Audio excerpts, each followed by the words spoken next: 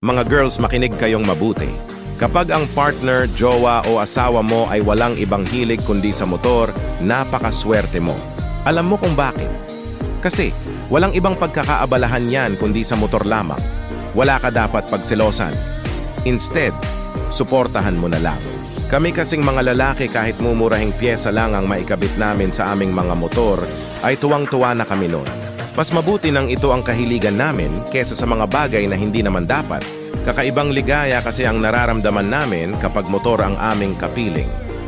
Hindi din naman kami nakakalimot sa mga responsibilidad namin sa inyo. Tiwala at suporta lang naman ang hinihingi namin. Mga boys, pakitag na lang mga jowa, partner o asawa nyo sa video na to. Salamat!